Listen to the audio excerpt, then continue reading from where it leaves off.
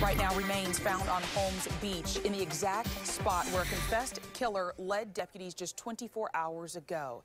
Those remains are believed to be those of a 49-year-old woman who vanished back in 2008.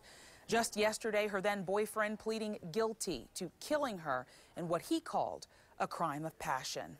Right now, our Jacqueline Inglaze has been following that story. She is there in the area right now live. Jackie, what can you tell us?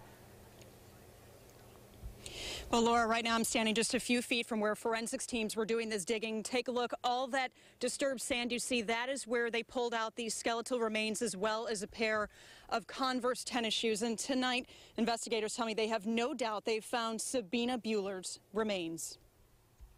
We have skeletal remains. We're about 3 feet down.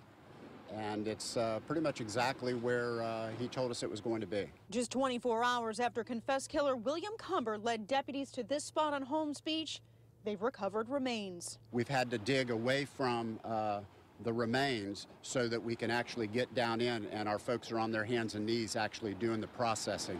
Those remains are believed to be those of 49-year-old Sabina Muesli Bueller, a local motel owner who disappeared in November of 2008.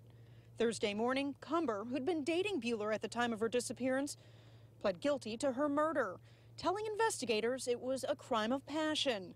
As part of a plea deal, he led investigators here and they began digging. It's a dig that's now getting very tedious, so much so, a team of anthropologists are taking over. Extremely tedious, extremely tedious. We're sifting through every little piece of sand that we have there. Instead of using shovels and small hand tools, we're down to paint brushes so that we can brush away from the bones.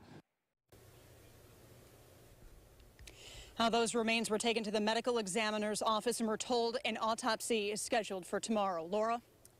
Jacqueline, I can only imagine this guy probably made some sort of deal in exchange to show them exactly where that body was, right? Well, Laura, it was absolutely in Cumber's best interest to lead authorities out here as part of his plea deal for pleading guilty. He avoided a life sentence, getting 22 years. But if he was able to lead them to the remains, they said that they would reduce that sentence down to 20 years and give him credit for time served.